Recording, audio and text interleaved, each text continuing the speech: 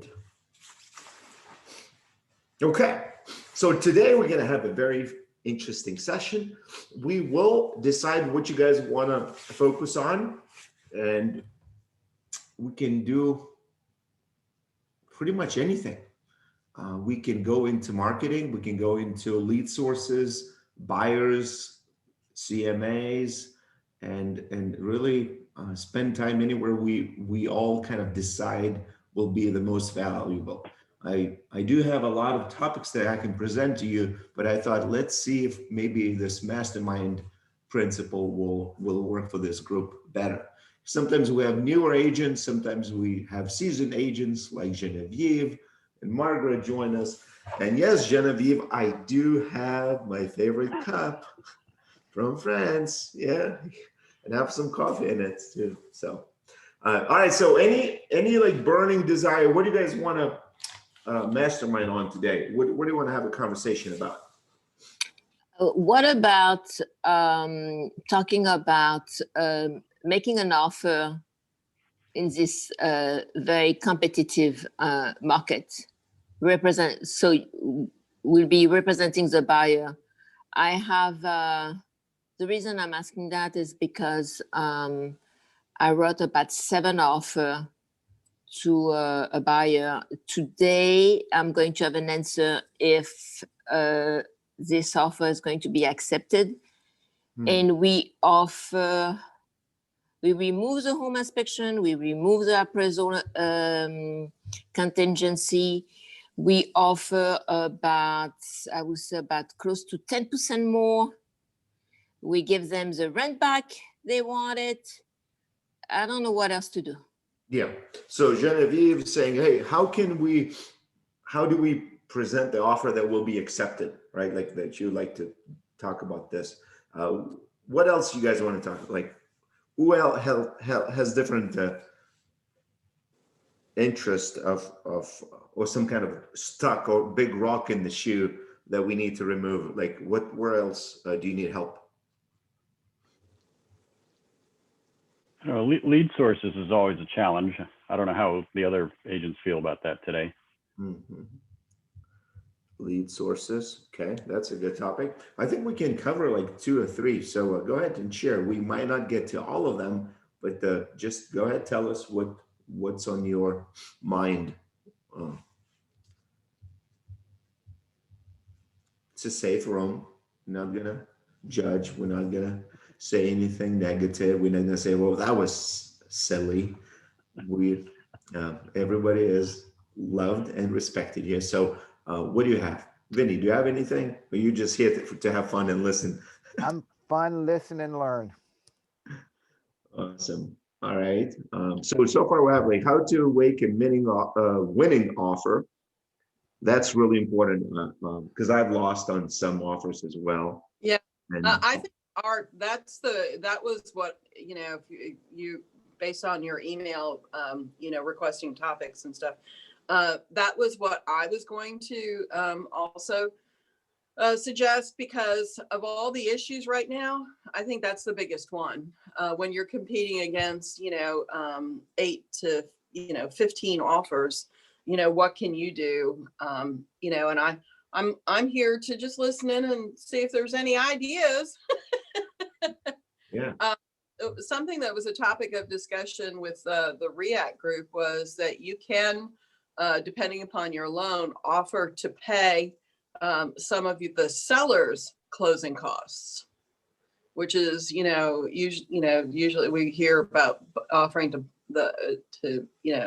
help with the buyer's closing costs, in previous markets. But even with that, I've lost a couple. So it's a challenge. Margaret, I love that you say that, because I was 1 out of 8 offers in Maryland, in Silver Spring, Maryland, $800,000 home. And we lost, we were number 2. And when I asked the listing agent why, because I've been on top of this agent for like, I don't know, 30 times probably in like 3 days. texts, emails, calls, and it was all professional. We had calls from our lender and all that. So like I was confident that we're gonna get it, and we ended up not getting because and when I asked the listing agent why not us, the listing agent shared with me, but the price was the same, all the terms were the same, but the other offer offered to pay sellers closing costs. So the net proceeds were higher for the seller. So that's how we lost, you know. So number two, yeah, I don't like number two. You know, there's no number two in real estate. Yeah, and It always also, better when you say it in French. all right. She So, said a bad word. so I love it. So we'll talk about multiple offer, and I'm going to show you the spreadsheet. Obviously, you all have on being on the listing side, seller spreadsheets. I have 13 offers compared side by side, and I'll maybe we can have a conversation how our brain works and how we make decisions on the offers and what are the pitfalls and what mistakes agents made. I can say on the listing side because I had to choose one of 13, and the whole story how it unfolded, and I wasn't quite sure which one we're going to take. Like it wasn't the one offer that stood out. Well, maybe there was, but I'll share it with you how it was, you know, in my situation where we selected one, and I just lost one again in Oakton on $1.3 million home that had 14 offers at $1.3 million.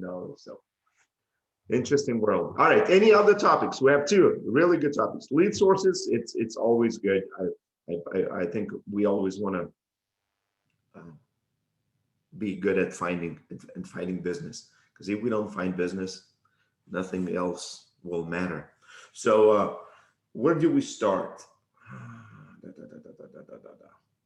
Let's start with a multiple offer. You're good if we start with that? Genevieve and Margaret and Patricia, we are all suffering now by doing so much work, writing offers, making sure everything, all the T's are crossed and then submit it, and we get excited. We include a nice offer summary, and we discuss it with the listing agent, and we think, yeah, we're gonna get it. and then just to find out that we spent 10-15 hours for nothing, and then back to the drawing board. So there's a lot of inefficiencies now in the market. I really feel bad about all of us. We are using so much time and energy and for nothing. And it's even on the listing side, I wish it wasn't that the case. Like I would rather have one or two offers than 15 or 20. If you think how much time it takes to review 15, 20 offers, read them, put them on the spreadsheet, there's a lot of inefficiencies, but that's the market we are in today. So I had a listing that's under contract in Centerville, and I obviously did get multiple offers on it. I'm going to share the screen with you, and I'll just share with you what my thought process was, and then maybe you can say, well, that was stupid. But that's what I did. So I put them all on the one spreadsheet. You can see my screen, right? Okay. I did put them all on the spreadsheet, and I didn't put too much information, just buyer's name, agent, price, then any concession, and then is there escalation, what kind of earnest money deposit. So the lower sales price, as always, you'll have a lot of 5% down payment. So we didn't have many offers that were high on the sales price and offered a lot of down payment. So I was like, okay, well, we're gonna run into appraisal problem. That was my concern as I started adding those offers together. So you see the offer 3, 9, this is not in order because I was moving them from one to left. And I shared this document with my client. So my client was able to see it as well. Basically side by side, all the offers. So long story short, out of, I can move it. You see those offers are going all the way to the right. Excuse me, Art, what, just curious, what was the asking price or the list price? 412.5. Okay, thanks.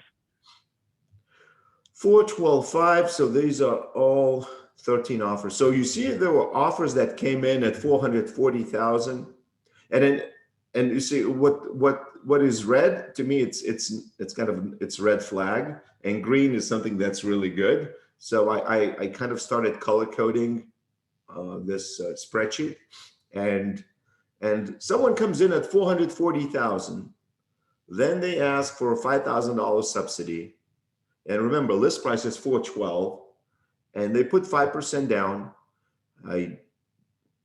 They do want appraisal, they want inspection and conventional finance.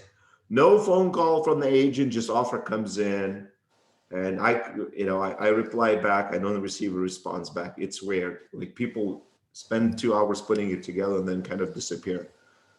Then go ahead. Why you didn't like VA loan? Why? Yeah, because I saw you put you say on red is a red flag, and I Yeah. noticed you didn't like VA loan. So again, I love veterans. I love Okay. serving the country, and I worked with so many of them, and I struggled with so many of them in competitive offers. One in Maryland, we had to, I don't know, like 7 or 8 we lost, and he's a police officer, Lithuanian guy, used to be in military, and now he's a police officer in Anne Arundel County, Maryland. So, but they are in a disadvantage. If I'm looking, I'm hoping, okay, can I find someone who has 20% down? So that way they do have a lot of cash. But what happened, anyone who had a lot of cash down, 25%, they were offering only asking price, right? They were not really offering high sales price. The comps were about 417 in that neighborhood, 412, 417. So, we're not going to take this. Yeah, this is a slam dunk. They put 25% down. They have a lot of money, but the price is low. So basically I said, I can't just deal with all 13 offers. So phase 1 was to choose 4 best offers. And for me, it was, okay, sales price is very important. So I looked at 440 and then looked at who has home inspection void only, and then whoever didn't have appraisal contingency. There was one that didn't have appraisal contingency, but when I called the buyer's agent, they said, well, I cannot hear, I'm not able to hear back from my client, right? So like, there's always something with those agents. There's always like some kind of, I don't know. And there was one guy that really stood out, Tim Brown. He came initially at 420 or something, but very professional, very nice summary, no errors on the contract, and not any like impressive. I mean, it was just 5% down payment, and pretty quick closing, and home inspection void only. But Tim really stood out from the beginning. He was about 420, I think, in the first offer, but very nice. His lender called me. He was very polite and professional, and I kind of I said, well, this guy, I feel like trustworthy guy. I can work with him. So him and there was 2 I basically ended up keeping 4. And we sent, I discussed that with the seller and sent an email to the rest 9 offers saying, we apologize, you are not in the top. And we basically went back to the top 4 offers, and we asked them to send their best and final. So that's where it came in at 435. And I was concerned that it's not going to appraise at that price. This kind of from green turned into red, because they were pretty strong. However, they kind of disappeared last minute. The agent could not find his buyer. And this one obviously was less, 422. They didn't up it. And we ended up getting the highest one at 435. We took a chance with appraisal contingency.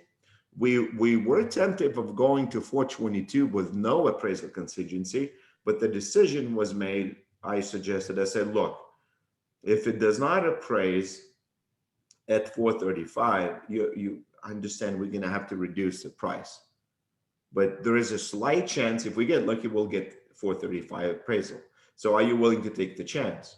Like the safer bet is you go 422, but what if it appraises at 430, right? So you make $8,000 more. So we ended up going 435. It did have appraisal contingency and it appraised in value. So really, really worked out well for the seller. So I don't know, like for me, it was professionalism of the real estate agent and high sales price.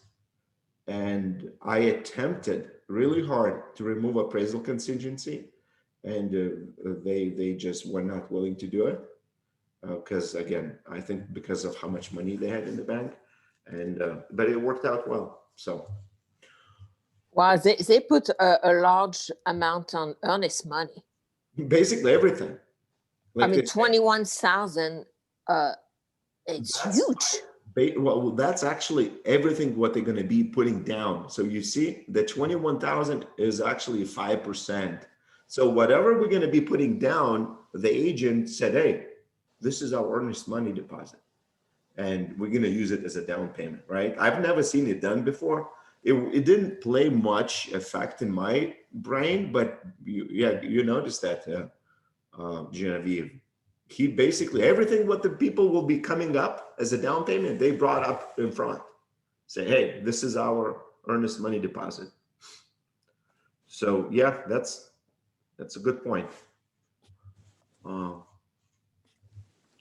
That's, again, now if you have a really sweet family and you are a great agent and you won out of those 13 offers, there's only one house. Right. And there's only going to be someone who's willing to pay the most. So that's my challenge.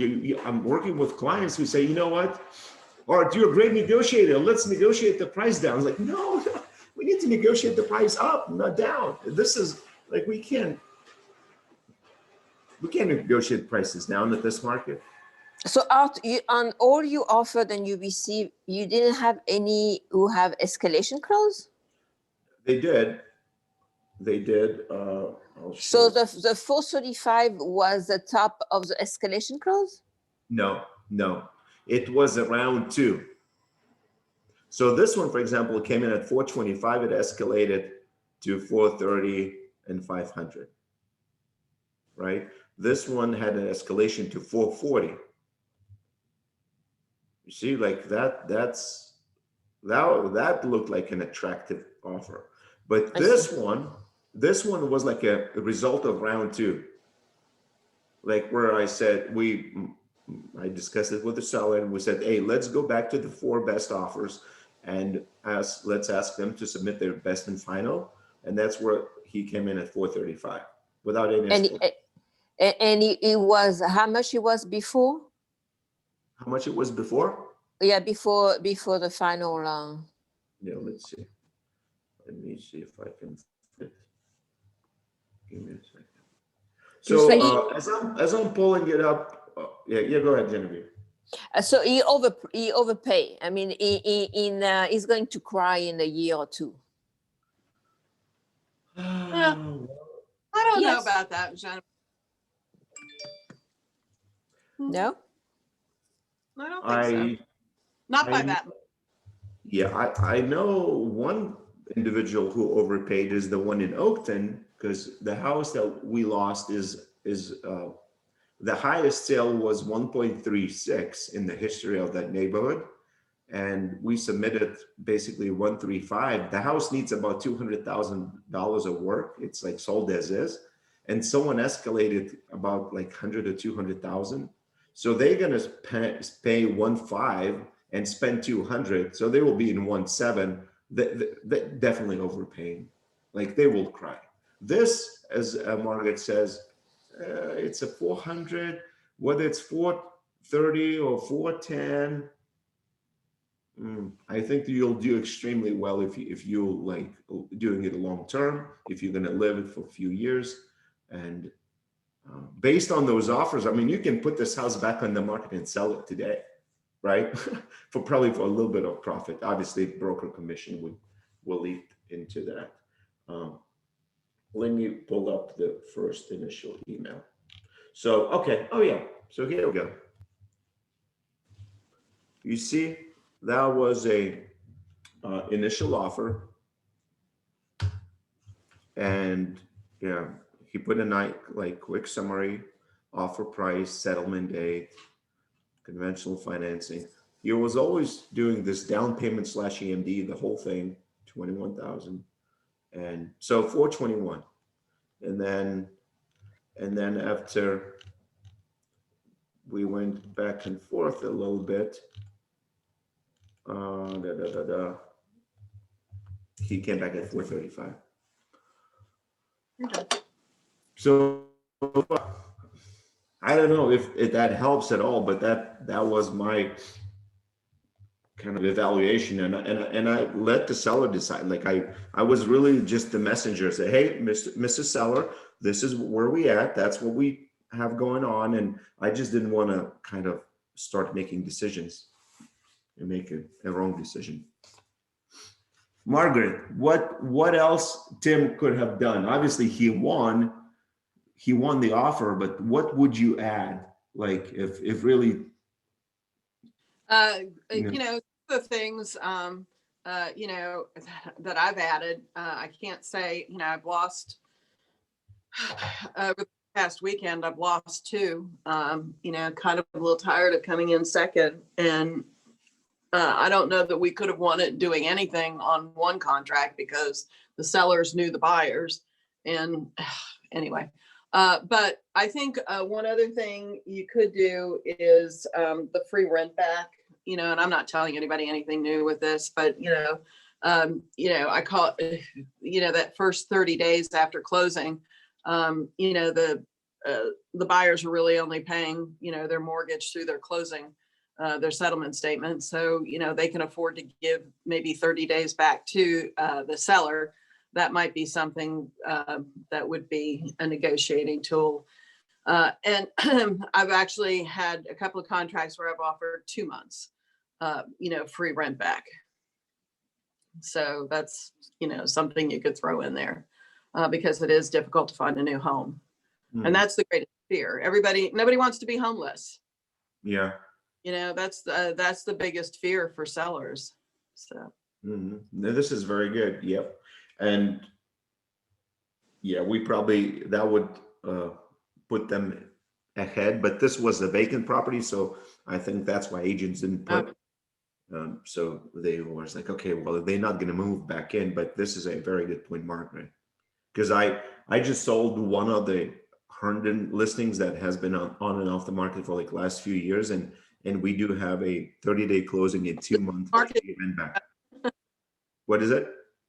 This is the market to do that if you've got any ugly ducklings. Yeah. What else? How can we make this offer even better? Like, how can we come in where it's like a no-brainer? Like, we understand the price, contingencies. How far are you going to, like, you know, here's my dilemma. Like on this Oakton house, I pretty much did something that I wasn't comfortable doing, but I suggested them, their house has not closed yet. They need the proceeds from the house, but I did not include home sale contingency because obviously we have no chance with home sale contingency. We didn't include appraisal. I didn't care about that. Home inspection was just for information purposes only. And again, I was putting my clients at risk. If their sale of their house in Herndon falls apart, they still have to, you know, move forward with purchase. So even violating everything, or putting my clients at risk, we had no chance of winning. So like how far, I think it's up to the to the buyer to decide how much risk they tolerate. Like the family that I work in Silver Spring, Maryland, they're looking for $800,000 home. They hired me because I'm supposed to be the guy who gets the deals done. And guess what? I didn't do the job. We didn't get the house. It's depend of the wallet. It's show me the money. Right. Yeah. At the end of the day, I think it's our education. I say, okay, how much risk are you willing to take? Understand that will always be someone who's going to be willing to pay more. I'm not saying it's smart or it's silly, but if there are people who are going to be paying more, as Genevieve says, they have a thicker wallet, or they just want to get the house, we'll be out of luck. So I think that with some people, it's almost, I don't know, like it's almost, we shouldn't be writing offers. If they're not willing to come in and be the strongest one, I don't know. I don't think there's any magic that we can do as an agent. Yeah, we can make a clean offer. We can remove all the contingencies, yet the price plays a vital component. And say, oh, I'm going to give so much cash. Like, it doesn't matter. Sellers will get cash on the day of the closing, no matter what. And so now, obviously, when you have so many offers, the good news is that once you accept one, you don't really have to worry about contingencies or as far as even if they do have contingencies. My first response to Tim now when he calls about something, I said, Tim, if you guys want out, I have 12 people actually waiting in line for this home. And they say, no, it's all good. Let's move. So that's kind of the sad story. What else? Peter, Tricia, Calvin is a new agent. Sean is new. Vishal, I'm not sure if he new or old or young. Anything. Vinny, like any other things you would add on how to make a winning offer? I think it's in the past, we've talked about emotional aspects. For example, having a buyer letter to the seller. I don't know if that's a factor or not, or how much of a factor that might be. It might have some.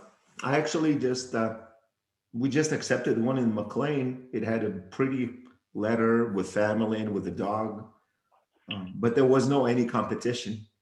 Yeah. We were happy. We were happy to get the offers. Like, I don't need no letters. Just send me an offer. No, it might stand out. But you know what? Yeah, I'll get to you, Patricia. You know what's really funny? When you have this nice letter, really nice written letter and nice pictures, something tells me like the offer won't be as good. And when I started looking at it, exactly, it's like the offer isn't that great. That's why you have a letter. Patricia, what do you have? I have a question for you, Art. For example, sometimes you are not gonna do like a home inspection, but your client wants to do only for informational purpose. Should I put that in the contract or don't say anything after they ratify? Okay, can you ask it again if you? Okay, so in the contract, you can ask for home inspection, right? With repairs or only to void, right? But if you are not gonna do one of them, you are gonna do just for informational for your client. Is good to disclose this before or no? You don't have to say anything. You just do it after if they ratify. Okay, so you're saying the clients just they want to look at the house at some point before they close? Yes, before they want to do a home inspection, but only for informational purpose. Right. Uh-huh. Can anyone who can answer that? So what she's telling is doing the home inspection, but the client do not have the option to void. Exactly. So it will, exactly. Just for informational, just because he wants to know that, you know, the time of the roof, the air conditioning. Okay, then you should put it on the contract. Definitely, you should put on the contract. Write it on. You can add a paragraph on the home inspection addendum and say then for information only, with no option to void. Yeah, but yeah, what's Well, if I receive that contract as a listing agent, and I receive another contract that has no text about any type of home inspection, I'm going to pick that one because I'm not going to play the game. And we all know it, the agents say void only, but then they come back to you with some, something, and, and I don't want to know because I don't want to have to disclose it. So if I was the listing agent, I wouldn't accept that, contract, or I would push back on that. So what would you prefer, Margaret? No language about a home inspection at all in this market, because again, it's a game, and if you discover something that's disclosable, then you're kind of stuck. Exactly. So I'm talking as the list. Margaret. I'm sorry. No, Margaret, but I receive like 9 offers on my listings. Okay. Nobody was asking for any home inspection, but we ratified one, the highest one, the best one. And after like a week, he said like, oh, Patricia, we are gonna do a home inspection only for informational purpose. Yeah, my response to that, sorry. My response to that is you can do it after closing. If that's not satisfactory to you, I'll go down to the next offer. And I'm just talking as the listing agent, because again, I don't want somebody, disclosing. So I probably don't know anything about, but what if there's something, there's trusses missing in the attic? What if there's, and if they discover that, it's a disclosable item and you have to remedy it. So I don't want to know, and I don't want to have to disclose it. So my answer would be, you submitted a contract with no home inspection, you can do it after you close. Oh, okay. Thank you. Yeah, exactly. Because that's where people have buyer's remorse. When you do home inspection, if it's an old house, it's going to be 65 pages and people will be freaking out. Like, what are we doing? And now we don't have ways to get out. And where in reality, it's probably nothing really bad. It's a few $1,000s to address. Oh, before I forget, in winning offers in Maryland, because it feels like it started early in Maryland. And what a lot of agents have been doing to win offers, they were doing pre-inspections before you go under contract. So they pay for the inspector, $600-700, and they come in and inspect the house before the contract is ratified. And so that way, when you submit your contract, Patricia, you basically go all in, say it's not contingent on home inspection. So that's very popular in Maryland. You might want to do that. Again, your clients are risking a few $100s, but that will separate you from the crowd. If you're willing to pay high price, or what, to be towards the top, or on the top of the price, and if you did the home inspection before the ratification and you put a substantial down payment, you're boxing out the competition. And that's I think it's pretty powerful. We actually just did one in McLean for the very first time. Again, not a competitive situation, but the seller just was not willing to go under contract. So I want to make sure that it closes. If it goes under contract, I want to make sure it closes. So the buyers did the inspection before we ratified the contract. And the seller said, I agreed with the seller. Seller agreed to pay for home inspection if the buyers are purchasing the home. They will reimburse the seller for the home inspection. It was really weird. We just did that actually, and it worked out well. So the seller wrote us $800 check to Donna Free and Associates. We didn't go under contract because we didn't want to lose the other buyers, because there's a lot of activity on the market now. So we went, we were not under contract. So the buyers were a little bit nervous because they were doing home inspection and they saw other people driving up and looking at the house. So I think that helped, because right after home inspection, they said, okay, we're moving forward without home inspection, right? So the contract, we didn't have to do home inspection, it was done. And we agreed on the price and everything, and it's under contract now, just appraisal and finance. So that could be, if you know you're gonna get into something really like nasty, like 15 offers, you might consider that. Just again, say like that you don't, the seller or the buyer is obviously risking of losing a few $100s on the home inspection. But that could be one little thing that would push you from number 2 to number 1. So you're not saying, hey, this is void only, but give me 7 days. Right? And sellers, a lot of sellers don't want to wait 7 days to find out if they're going to be selling the house or not. Anything else? Any other wisdom how to win the offer? Margaret, you still have some secrets in you.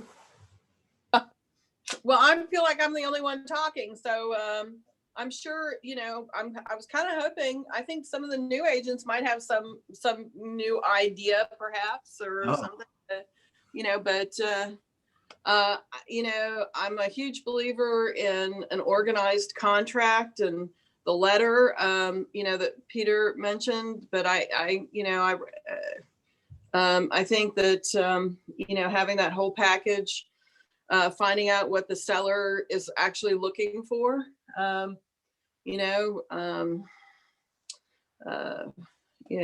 they need a rent back? Are they looking for a quick close?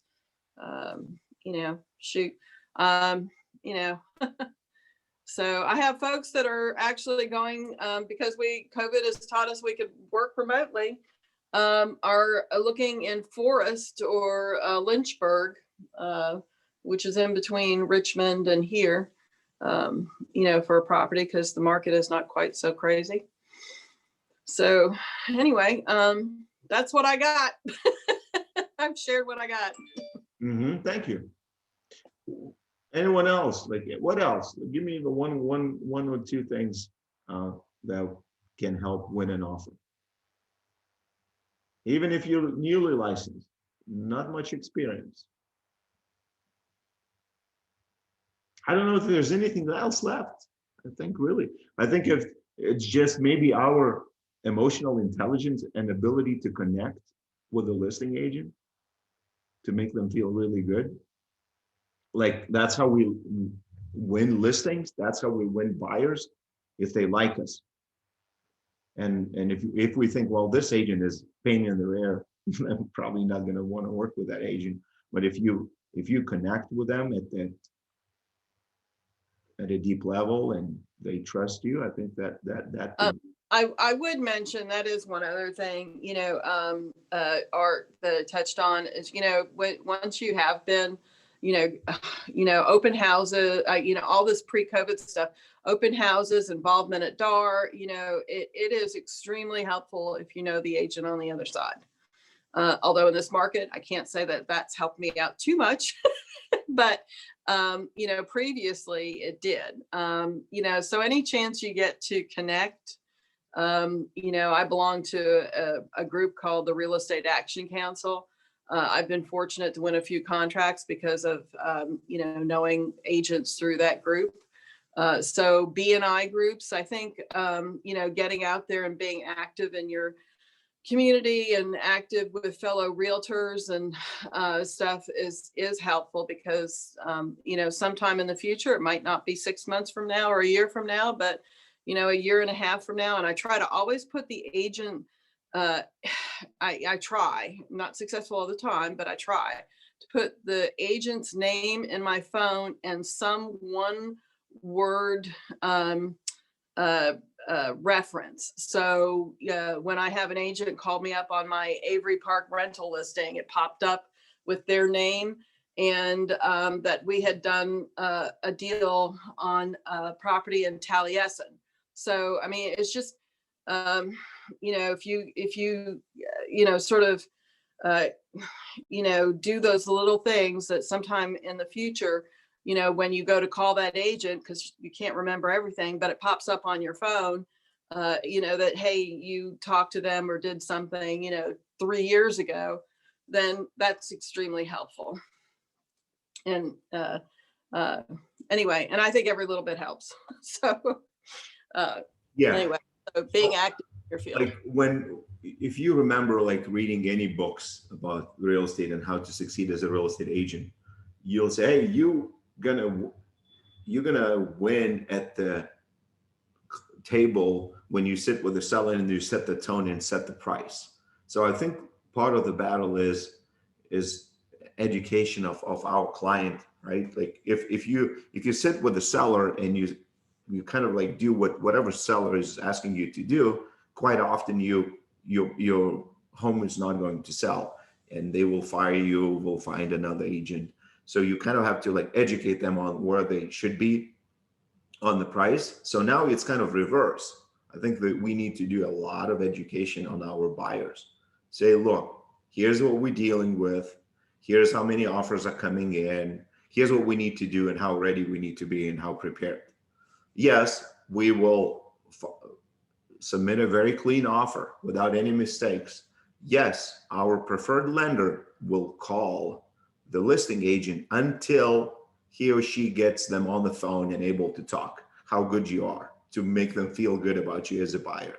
Yes, we're going to remove all the contingencies. It's a risky business, but we're going to do this. But last but not least, you're still going to have to be one of the highest offers if you're really serious about getting a house in the next 30 days. Because if you're not, there will be 15 other people who will. And we're not going to get every single house that we're going to work on, and we're going to work extremely hard, but we just have to, like, if we check all those boxes, at least we know we've done everything, right? So I think educating the buyer is a big thing. And if they're not willing to go up, then I guess you just, you decide on how much time you're going to spend. Well, they just have to wait a year or two. Right. Maybe today is not the market for this kind of buyer. Mm-hmm. Yeah, I agree. Patricia, are you saying anything to us? Yes, I just want to mention that I met Margaret because we had really 2 nice transactions. Oh, yeah? Yeah, we were together. It was really nice. We're really nice. Oh. Patricia is wonderful to work with. And we made 2 clients happy. Yes. Wow. Very nice. I don't know if I had 2 transactions with the same agent. I think maybe I had a close call on a couple of times, but I don't think it happened.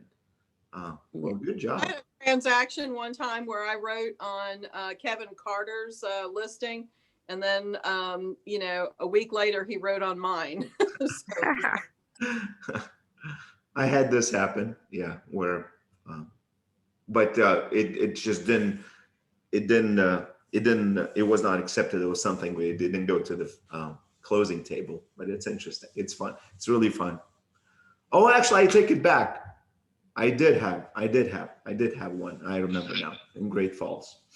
I just could not remember the agent because it was so long ago, the first one. Yeah, but then we figured it out that we are the same people. Awesome. Okay, we have 14 minutes to go. Let's go into second topic, lead sources. So Peter mentioned something that's really, really important. It's lead sources. And we spent a lot of time recently talking about lead sources. Obviously, in this type of market, I would say don't do anything to find buyers. Like, why do you want to work so hard? Like, why do you do open houses just to get a buyer who's not going to be able to buy anything? Because there's nothing. I'm not saying don't get any buyers. I'm just saying if you can get listings, get listings. Like, that's what I would focus your time and energy on the lead sources. So what are the best sources for listings? All right, let's go, guys. You all know it. Everybody has a real estate license. Everybody had some deals. Calvin is studying to get his license. So not sure if he's good on lead sources, but go ahead, share. What are the best lead sources for listings? Well, Calvin should be working to set up a database for when he does get licensed and tell folks that he's about to be. And, you know, if they've got any thing that he can draw on hundreds of years of experience between all of us. But it's the database. Who's been in their home? And I've got like 4 listings, you know, just on a back burner waiting for, you know, me to find them a house. So, you know, it is kind of tied to buyers because, you know, they have to find something so that they're not homeless. But, you know, huge believer in database. Mm-hmm. Thank you, Margaret, for that. I'll be sure to start on my database for sure. Database. Yeah. It's always surprising, you know, don't eliminate anybody. You know, I've gone back to doing a mailer, and I'm going to go back to doing a video too. But I've gotten more calls since I, you know, sent letters out. But I mean, you certainly had a few jobs. You look young enough to have just exited school. You know, so your database is bigger than what you probably think it is. Mm-hmm. So the opportunity that we didn't have before that we have now is actually, Margaret mentioned letters. If you're not a big fan of cold calling or door knocking, letters like to the specific neighborhoods is really, really important and effective way of getting listings. So in situations like this where I just did one mailing, 300 mailers last week about this home that I sold. I'm not sure if it's even delivered because I do like snail mail, the cheapest mailing possible. And I'm hoping that will be 1 or 2 responses because the letter again is very simple. I have 13, well, actually 12 buyers looking in your neighborhood. And we just sold one. And if you haven't sold one, you can leverage my listing. You leverage another Kilwom's listings. You say, our company just sold homes in this neighborhood. We're looking for a buyer. We're looking for inventory. And if you lost in some kind of neighborhood, that's really a good thing to do. If your clients are like laser sharp focus on, I want a house in this neighborhood, 300 homes, 500 homes neighborhood, this is really, really good place to mail instead of just geographical farming saying, hey, my name is Patricia Rivas Plata. I'm the best agent. Habla Espanol. Call me for all your real estate needs, right? It's those postcards like usually not that effective. But if you have something like we work with a family and you include the family with a dog smiling, say, we want this house in this neighborhood. Again, this is really, if that doesn't work, then I don't know what else will work. And keep in mind, if you get excited about this and start mailing and you don't get any calls, don't blame me, because some of those letters do have shelf value. I actually had one client that I've sold a house, and I asked him, would you get my phone number? Because I don't farm that neighborhood. He goes, well, my dad passed away, and I was looking, we're going to be selling his house, and I was looking at all the documents, like home warranties and all the, kind of have like a binder for the house, documentation, insurance and all that. And he had that letter from you. And that letter was like 2 years old from me basically saying, hey, I'm working with a buyer in this particular neighborhood. So the son calls me, says, well, my dad saved that letter and I live out of town. So I assume that he was thinking maybe of calling you one day. And so the guy called me and I listed the house. It was an $800,000 sale. So those do have some shelf value. My first week as a real estate agent, I wrote a letter to every single person I ever knew. My last sale, I went to see the people. They handed me that letter 4 years later. And I sold their house. So they are worth, they will save them. Mm-hmm. Yeah. Again, they might not save a postcard of like that. My name is Vinny Short. I'm the best real estate agent in Sterling, but they might save something like this. Like, okay, if you're working with the buyers, you might be like, because what sellers want, they want buyers. That's all they want. They don't want agents. They want buyers. And let me just share quickly.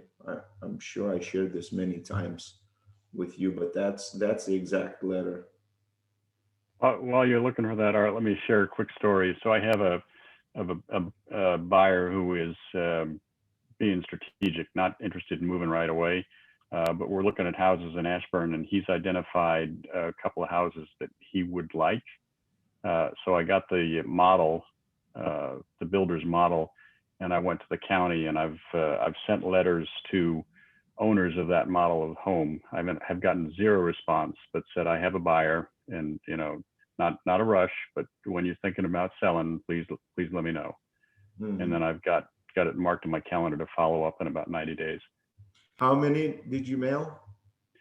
I mailed a total of 53. Mm-hmm. Right. So in mailings, I love that you did this targeted marketing, which is basically you are very precise on what your client, the more exact the letter is, I think the better the result is. The only concern is that you don't want to eliminate other potential sellers, right? Like you have to be careful when drafting it. If you put too many conditions in it saying, hey, if it doesn't have 2 bedrooms, we're not interested, or 2 bathrooms or whatever. And because you're looking for listings, this is obviously, if you can match buyer and seller, wonderful, but chances are it's not going to happen. And you're just looking at it as an opportunity to get future listings if it doesn't work for the current. So like this is Art Lacunas, I've sold your neighbor's Linda's house. You see how I say like, hey, your neighbor's Linda's house, kind of like more friendly, not as formal. Located at Stone Range. We're so fortunate to receive 13 offers in the first couple of days on the market. Obviously only had 1 house to sell. As a result, now I have 12 families who are qualified, able, and willing to buy a house in your neighborhood, way above the last sold price. If you're contemplating the possibility of selling your home anytime soon, please consider giving me a call or sending me an email to discuss possible showing of your home. If you're undecided and have some questions, please call me and I'll do the best to answer them for you. If you're already working with an agent to list your home, please provide me with their contact information. I'll be happy to work through them. If you're not working with an agent, this approach would save you time, money, and hassle on putting the house on the market. So this is really important towards the bottom. That's where it gets them really thinking. I got it from my mentor, Andy Krumholtz, years ago when I got this language.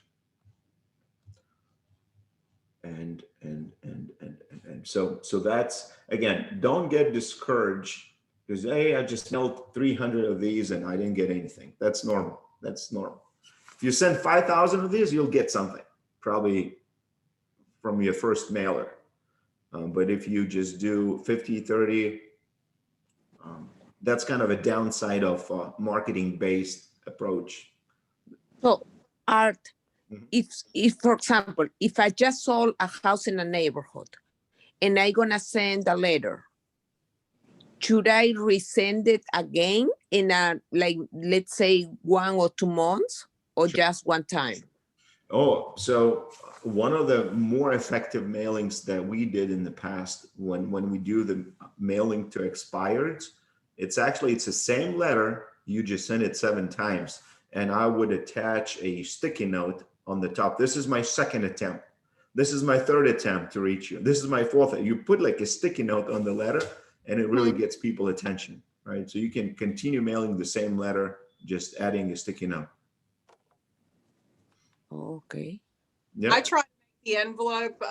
I do that if I'm seriously looking for a property in that neighborhood, and not just, and I'll try to make the outside of the envelope look as personal and not as business as possible. Sometimes I'll hand address the address, so that they'll open it. That's the key, is for them to open it and not file 13 it. And then I haven't since COVID, but I don't know that would stop me. But I would let, 3 to 5 days go by, and then follow it up on targeted houses that maybe they've been in there for a little while, and knock on the door and express how serious my buyers are. Mm-hmm. Yep. So as far as lead sources, I would focus, Peter, only on listings at this time. Because, obviously there are multiple lead sources to like, hey, you can do open houses, you can do this to capture. Obviously, open houses, now do it at your own risk and be properly prepared with masks and sanitize and everything. But I think the challenge is that it's going to be like squeeze on the inventory where you're going to be facing even if you had a buyer. Right? So short term, like, it's not going to be very effective. Long term, that those buyers will be buying something in a year or two anyways. Patricia, you're going to say something. Yeah, another thing. So I was talking to my client, the one that I leased his house, and he has a restaurant. And he told me, Patricia, if you want to be known by all this community, you need to approach to the HOA. You need to contact them. Why don't you become a sponsor to this community? And result that one of my best friends is the ones who runs all the events and everything. Mm-hmm. So I'm gonna be involved in all the, that everything. They say they are gonna start doing again, like a concerts and everything in August. Yeah, no, it's great. I think if you want to involve, I am on our HOA board, but as a treasurer, but haven't not converted any business yet, but I do have, well, actually I take it back. I did one rental as a result of that. But it's going to be a journey, definitely. But you can do that. You can do that. Well, thank you all. It's 10:30. We're wrapping up. Thank you for participating. Thank you, everyone. Have a wonderful day, and I'll see you in 30 minutes at the team meeting. Bye. Take care.